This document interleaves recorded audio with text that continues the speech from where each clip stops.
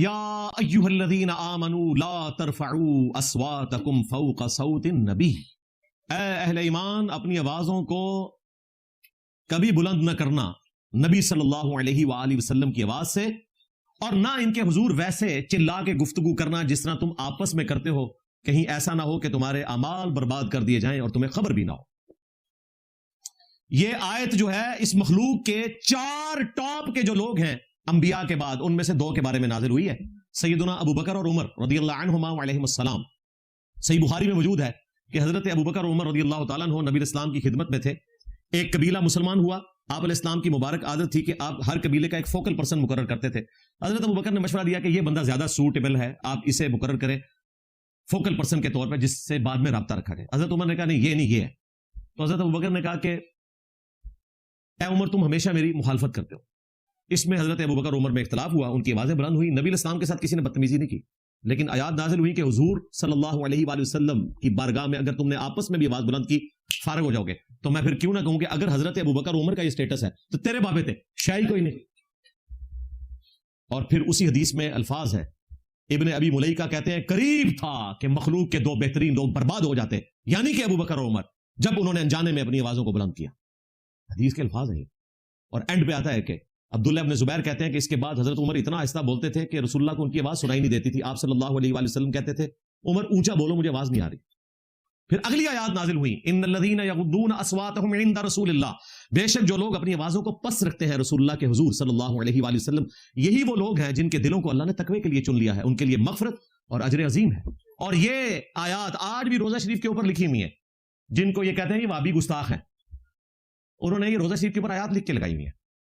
اور مفتی اعظم سعودیہ نے باقاعدہ کتاب میں لکھا ہے کہ رسول اللہ صلی اللہ علیہ وآلہ وسلم اپنی وفات کے بعد بھی اسی طریقے سے قابل احترام ہیں جس طرح اپنی مبارک زندگی میں تھے۔ آپ کی قبر کے پاس بھی اونچی آواز نہیں کی جا سکتی، وہاں آپ کا کام صرف یہ کہ آپ نے سلام عرض کرنا ہے، جو 4 کتابوں میں رپورٹ ہوا، المصنف ابن ابی شیبہ، سنن الکبری البیہقی، الموطا امام مالک، فضل الصلاۃ علی النبی۔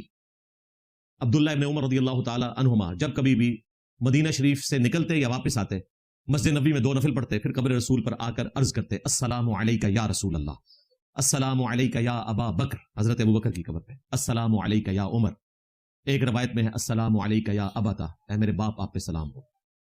تو یہ صحابہ کرام علیہم رضوان کا طریقہ ہے۔ ہمارے لیے یہاں سے سلام ہمارا پہنچ رہا ہے، بخاری مسلم میں حدیث ہے، جب تم پڑھو گے السلام علیکہ ایھا النبی ورحمۃ اللہ وبرکاتہ، السلام علینا وعلی عباد اللہ الصالحین، تو زمین و آسمان میں ہر نیک بندے تک اللہ تمہارا سلام پہنچا دے گا۔ تو السلام علیکہ ایھا النبی یا السلام علیکہ یا نبی اللہ ایک ہی چیز ہے۔ عقیدہ یہ ہے کہ اللہ پہنچا رہا ہے، بس یہ عقیدہ رکھیں۔ تو آپ پڑھیں، یہاں سے پڑھیں السلام علیکہ یا رسول اللہ، الصلاۃ والسلام علیکہ یا رسول اللہ، لبیک یا رسول اللہ۔ ہم قائل ہیں، لیکن ٹوکے کے اوپر لبیک یا رسول اللہ لکھنا اور پھر لوگوں کو بتانا کہ وما ارسلناک الا رحمۃ للعالمین، تو اسلام کے اوپر ظلم ڈھانے کے مترادف ہے۔ اور وہ ٹوکے پہ جو لبیک یا رسول اللہ مسلمانوں پہ چلتا ہے، ہاں جن کے لیے ٹوکا اٹھایا وہ تو ادھر بیٹھے ہیں سکون سے فرانس میں، اور فرانس میں بیٹھ کے ان کی تنظیم کے لوگ وہاں سے بیٹھ کے جناب کومنٹس کر رہے ہوتے ہیں کہ آپ جو ہے وہ یورپ اور امریکہ کا بائی کاٹ کریں، خود وہاں بیٹھے ہوئے ہوتے ہیں۔ یہ حالت ہے ان لوگوں کی۔ خیر یہ ٹاپک اور طرف چل پڑے گا۔ بہرحال اس مبارک آیت میں اللہ تعالیٰ نے واضح فرما دیا کہ جس شخص نے بھی، خواہ وہ ابو بکر عمر ہی کیوں نہ ہو، نبی الاسلام کی موجودگی میں آپ سے بدتمیزی تو دور کی بات، اگر آپ کی موجودگی میں بھی آواز بلند کی تو ان کے اعمال برباد ہو جائیں گے اور انہیں خبر بھی نہیں ہوگی، یعنی توبہ کی توفیق بھی نہیں ملے گی۔ اگر رسول اللہ صلی اللہ علیہ وآلہ وسلم کی آواز سے اونچی آواز کرنا ان کی موجودگی میں توہین رسالت ہے، 295C ہے، تو آپ کے فرمان کے مقابلے پہ کسی بابے کو اونچا کرنا اس سے بڑی گستاخی ہے۔ اسی لیے تو ہمیں کہنا پڑا کہ میرے نبی سا ہے ہی کوئی نہیں، تیرے بابے تھے شے ہی کوئی نہیں، کیونکہ ہم پڑھتے ہیں ایاک نعبد و ایاک نستعین، تم کہتے ہو یا معین الدین چشتی پار لگا دے کشتی۔ ہم پڑھتے ہیں ایاک نعبد و ایاک نستعین، تم کہتے ہو بری بری سرکار بری کھوٹی قسمت کر دے ہری۔ ہم کہتے ہیں ایاک نعبد و ایاک نستعین، تم کہتے ہو یا بھاول حق بیڑا تک جڑا انجینئر صاحب نے ڈوب دیتا۔ تو پھر ہماری مجبوری ہے کہ ہم رسول اللہ صلی اللہ علیہ وآلہ وسلم کے مقابلے پہ جو تم نے بابے کھڑے کیے ہیں تو ہم لوگوں کو بتائیں کہ آپ نے نبی الاسلام کو فالو کرنا ہے، ان بابوں کو فالو نہیں کرنا۔ رہی ان کی وکالت تو ہم نے نہیں کرنی، جن کے ہیں وہ کریں نا، ہمیں کوئی ضرورت نہیں، نہ ہم انہیں کافر کہتے ہیں ہم 1,00,000 ٹن حسن زن رکھتے ہیں کہ انہوں نے ایسی بات نہیں کی ہوگی, لیکن مجھے بتائیں کہاں کہاں حسن زن رکھے ہیں. سلطان بہو کا کلام بھی اب خراب ہو گیا کیا؟ سن فریاد پیراں دیا پیرا, میری فریاد سنی کن تھر کے ہو, بیڑا میرا وچ کپراں دے جتھے بچ بھی نہ بہندے ڈردے ہو. یعنی عبد القادر جیلانی کو وہ مدد کے لیے پکار رہے ہیں, حالانکہ سلطان بہو کا کام یہ تھا کہ عبد القادر جیلانی کی کتاب سے نماز کا طریقہ امت کو بتاتے ہیں. خود وہ حنفی تھے سلطان بہو صاحب, اور پیران پیر سے مدد مانگ رہے ہیں. پیران پیر کا طریقہ ہی دیکھ لیتے ہیں کہ انہوں نے نماز کس طریقے سے پڑھی ہے. وہ طریقہ وہی ہے جو بخاری مسلم میں لکھا ہے, رکوع میں جاتے وقت اور رکوع سے اٹھتے وقت رفع الیدین کرنا. اور تمہارا طریقہ وہ ہے جس پہ حنفی قادیانی پڑھتے ہیں. قادیانی فقہ میں حنفی ہیں, ٹھیک ہے, ان کو ہم نے اسلام سے نکال دیا, لیکن فقہ وہ حنفی فالو کرتے ہیں, وہ رفع الیدین نہیں کرتے. تو کو ایگزسٹ کرنا ہے اس معاشرے میں بھائی, ہمیں بھی موقع دیں. ہمارے کسی اسٹوڈنٹ نے اس وقت دنیا میں سب سے زیادہ ویورشپ جن 3 شہروں کی ہے ان میں لاہور شہر بھی ہے. آپ میں سے آج کتنے ریل ٹائم لاہور سے آئے ہیں؟ ذرا ہاتھ کھڑا کریں. ہیلو جی, کرامت دیکھ لو, ٹھیک ہے. سیال کوٹ بھی ہے, اور بھی سٹیز ہیں, سری نگر ہے, راولپنڈی ہے, کافی سارے سٹیز ہیں. لیکن میں آپ کو بتا رہا ہوں, کیا ہمارے اسٹوڈنٹس جو لاہور سٹی میں لاکھوں کی تعداد میں ہیں آج تک سی سی پی او لاہور کے پاس گئے ہیں کہ داتا دربار بند کرو, یہاں پہ چرس بک رہی ہے, پروسٹیٹیوشن کا اڈا بنا ہوا ہے, اس میں بزرگوں کا کوئی سور نہیں ہے. لیکن بزرگوں کو یہ بروار ہے نا, کہتے ہیں کہ بزرگوں کے بغیر یہاں کوئی پتا بھی نہیں ہل سکتا, کوئی پرندہ پر نہیں مار سکتا. تو اس کا مطلب بزرگوں کی مرضی سے سارا کام ہو رہا ہے. پھر جی کعبے بھی کرین ڈگ پئی سی جی, وہ کعبے والے نے تو کوئی گارنٹی لی نہیں کعبے کی. وہ ابراہ کا لشکر ایک ہی دفعہ تباہ کیا تھا, اس سال کو یادگار بنانا تھا, نبی اسلام کی پیدائش کا سال تھا. اس کے بعد یزید پلید کے دور میں کعبہ ڈیمیج ہوا, اس کی بمباری سے منجریق کے ذریعے پتھر پھینکے گئے. پھر حجاج بن یوسف نے کیا, اور بخاری مسلم میں آتا ہے, یہ بھی صحیح مسلم میں رپورٹ ہوا ہے, بخاری مسلم میں آتا ہے, قرب قیامت میں ایک پتلی ٹانگوں والا حبشی جو ہے کعبے کی اینٹ بجا دے گا. کعبے کی گارنٹی اللہ نے کوئی نہیں لی ہوئی ہے, وہ ایک واقعہ تھا. لیکن تمہارا کہنا ہے کہ بزرگ دنیا کے نظام چلا رہے ہیں, تو چلائیں, آئی ایم ایف کا قرضہ ادا کر دیں, بجلی پوری کر دیں. خیر بجلی تو اب زیادہ ہو گئی ہے, پاکستان میں 19,000 میگا واٹ کی سولر پلیٹیں لگ گئی ہیں, جتنی ہماری پیک ڈیمانڈ ہے. اب بیٹریاں آ گئی ہیں نا, تو باپ ڈاک کسی نے بجلی نہیں لینی. ہاں ایسے نہیں رکھنا, لوگوں نے اپنے میٹر اتروا دینے نے. جب سے ہمارے بزرگان دین نے یہ سولر پلیٹیں بنائی ہیں, ہاں تھوڑے کو نہ سولر پلیٹ بنی, نہ تھوڑے کو انجن بنیا, نہ کوئی جہاز بنیا. ٹھیک ہے, انجن روک دے ہی رہے, بنیا نہیں. تو میں اور طرف چل پڑوں گا. تو کوئی ایگزسٹ کریں, ہم بھی تو برداشت کر رہے ہیں نا تمہارا شرک. ہم نے تو کسی دربار کے اوپر چڑھائی نہیں کی کہ بند کرو. تو ہماری اکیڈمی کے بارے میں جو لوگ بولتے تھے جی اکیڈمی بند کرو, اکیڈمی کو بند کرو, جاؤ نا ان درباروں پہ جو خرافات ہو رہی ہیں وہ تم بھی مانتے ہو کہ غلط ہے اور ہمارے مسلک کی بدنامی ہے. تو بریلوی علماء کا کام ہے نا کہ جا کے مزار کے اوپر خرافات ختم کروائیں. اکیڈمی بند کرانے تھے شیر جے, ان کی کیا اوقات ہے وہ آپ کو پتہ چل گئی ہے.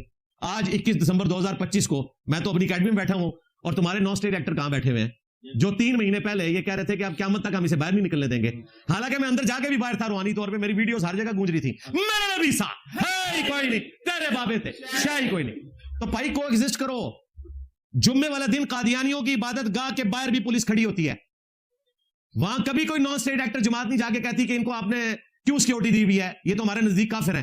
لیکن میری اکیڈمی کے باہر آ کے کہتے ہیں اکیڈمی نہیں کھولنے دینی, آج تک نیڑے بھی نہیں چلے گئے. ہاں کیونکہ اور 140 بندے جیلم دے آنے نا, انہیں جو کچھ رہندے نے. تو میں انہاں دے وڈے نو کیا سی پولیس دے کہ وہ اتنے اتوال دن آن تے اتو گرفتار کر لینا. اول انہوں نے آنا کوئی نہیں, میری کرامت ظاہر ہوئی, انہوں پتہ نہیں آنا انہوں نے, بس نکل گیا سارا عشق رسول جھوٹا تھا. یہاں پہ یقین کریں جتنے مرڈر اٹیمپٹ کرنے والے آئے نا, رجسٹر پہ لکھا ہوتا ہے پھندے کو چوم لوں گا, اگلے دن صحت جرم سے انکار کر دیتے ہیں, ضمانت اپلائی کی ہوتی ہے.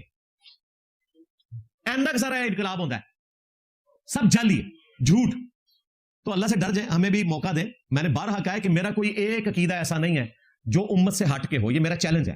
آپ غامدی صاحب ہمارے استاد کے بارے میں تو کہہ سکتے ہیں کہ جی انہوں نے داڑھی کے مسئلے میں تفرد اختیار کیا, پردے کے مسئلے میں تفرد اختیار کیا, حیات مسیح اور نزول مسیح کے حوالے سے ان کا موقف امت سے ہٹ گیا. میرا کوئی ایک عقیدہ ثابت نہیں کر سکتا کہ 1400 سال میں وہ امت میں نہ رہا ہو, اہل حق کے ہاں, اہل باطل کے ہاں نہیں.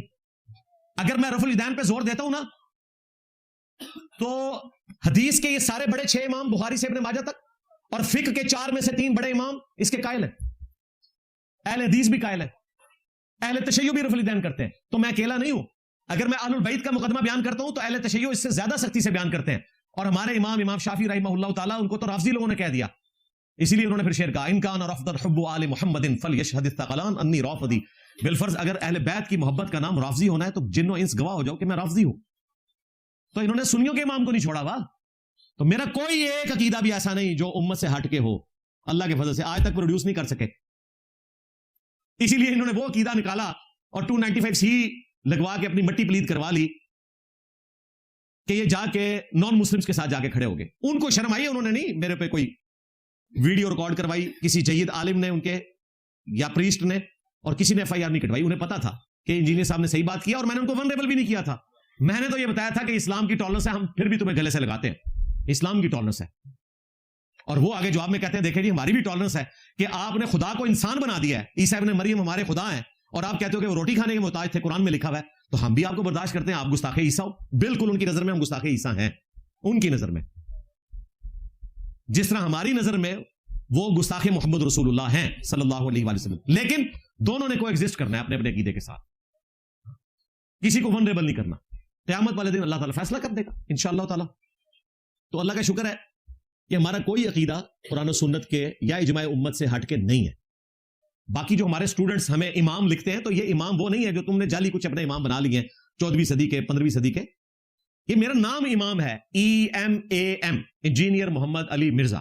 آپ ہمارے کسی اسٹوڈنٹ سے پوچھیں کہ یہ امام جب تم بول رہے ہوتے ہو تو امام کیا ہے, تو وہ آپ کو بتائے گا یہ ان کے نام کی ایبریویشن ہے. ویسے وہ دوسرے والا امام بھی کہہ لیں تو تمہارے بزرگ تو ان لوگوں کو کہ جنہوں نے کپڑے بھی نہیں پہنے ہوتے تھے ان کو امام کہتے رہے ہیں. دیکھ لیں ننگے سر کوئی نماز پڑھے تو یہ اس کے سر پہ ٹوپی بناتے ہیں, کہتے ہیں نماز نہیں ہوتی, اور جو کپڑے اتار دے کہتے ہیں مجذوب ہے, اس کے سامنے ایسے کھڑے ہو جاتے ہیں.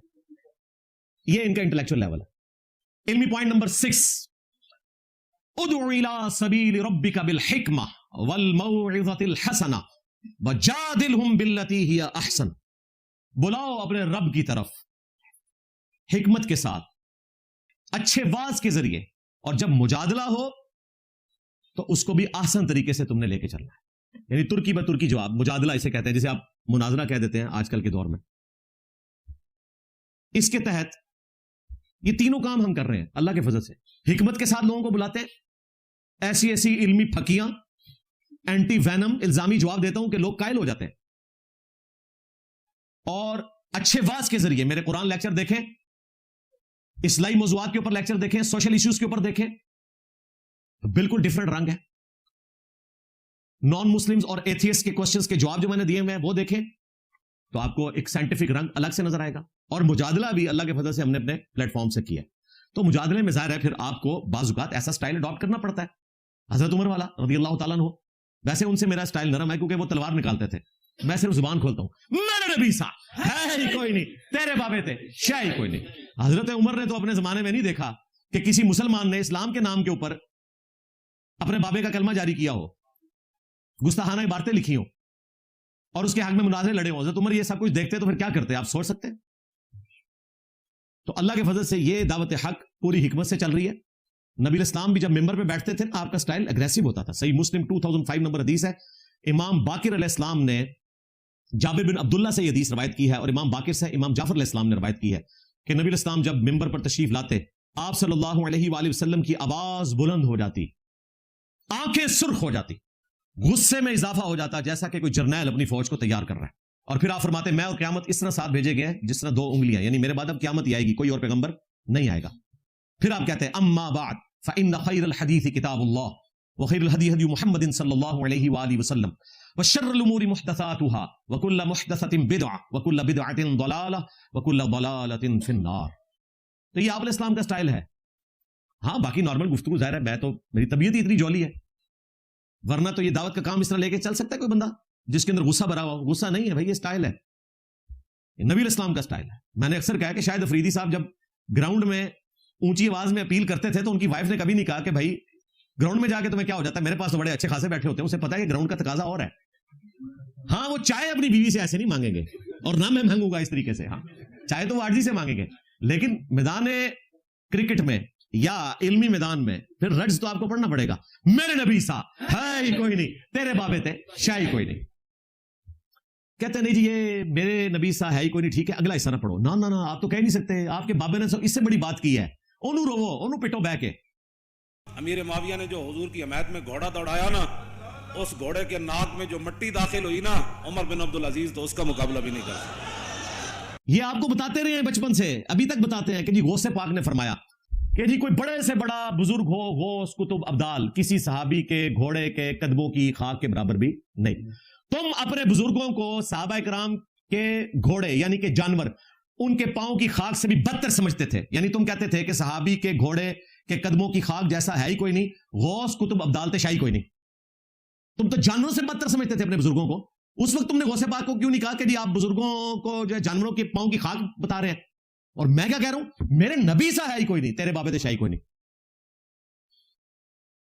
میرا نعرہ تو بہت سافٹ ہے. یا کہو کہ تمہارا بابا غلط کہہ کے گیا تھا, اور 100% غلط کہہ کے گیا تھا, کیونکہ کوئی آج کا مسلمان بھی کسی صحابی کے گھوڑے کے قدموں کی خاک سے بدتر نہیں ہے. کیوں؟ جامعہ ترمذی میں سنن ابن ماجہ میں حدیث موجود ہے کہ ایک مؤمن کی حرمت کعبے سے بڑھ کے ہے. آج بھی ایک کوئی مؤمن ہے نا, وہ کعبے سے بڑھ کے حرمت رکھتا ہے, تم اسے جانوروں کے قدموں کی خاک بتا رہے ہو؟ بالکل جعلی بات تھی. وہ تھوڑے بزرگوں نے کوئی گل تو صحیح نہیں دسی. ہاں, لیکن میرے لیے فائدہ ہو گیا کہ میں نے تمہارے منہ پہ وہ کالک مل دیا کہ تم کہتے تھے کہ صحابی کے گھوڑے کے قدموں کی خاک جیسا ہے ہی کوئی نہیں, غوث کتب ابدال شاہی کوئی نہیں. قرآن و سنت کے بالکل منافی. اور میرا نعرہ تو ایمان کی بنیاد ہے. ہاں, ہمارے اسٹوڈنٹس فخریہ کہیں گے کہ میرے نبی سا ہے ہی کوئی نہیں, انجینئر تو شاہی کوئی نہیں. میرا تو فخر ہے. اور اگر کسی کو تکلیف ہوتی ہے, اس کا مطلب ہے کہ وہ اپنے بابے کو رسول اللہ کے مقابلے پہ سمجھتا ہے, اور یقیناً تم سمجھتے ہو. ان کے ناموں کے کلموں کو تمہارے بزرگوں نے انڈورس کیا ہوا ہے. آج میں نے تمہیں بینیفٹ دیا ہے. میں ٹور پہ نا, چشتی رسول اللہ تو شروع ہوا تھا, میں کشف الموجود دی صاحب اور سکر تے گیا, تذکرۃ الاولیاء تے بازید دعویاں تے گیا, تو ایک گھنٹہ اور لگ جانا ہے. آج ذرا نا ٹھنڈا پروگرام ہی میں رکھا ہے, وہ تانوں میم کے ذریعے جواب ملتے رہنے نے, اور آج تک کسی بات کا کوئی جواب نہیں دے سکا. ایک ایک چیز میں نے اعلیٰ حضرت سے بھی ثابت کی ہے اللہ کے فضل سے. تو یہ ہمارا جو نعرہ ہے یہ قرآن و سنت کے بالکل مطابق ہے. اور اگر کوئی اس کو نہیں مانتا تو اس کا مطلب یہ ہے کہ پھر وہ نبی کے مقابلے پہ اپنے بابوں کو بڑی شے مانتا ہے.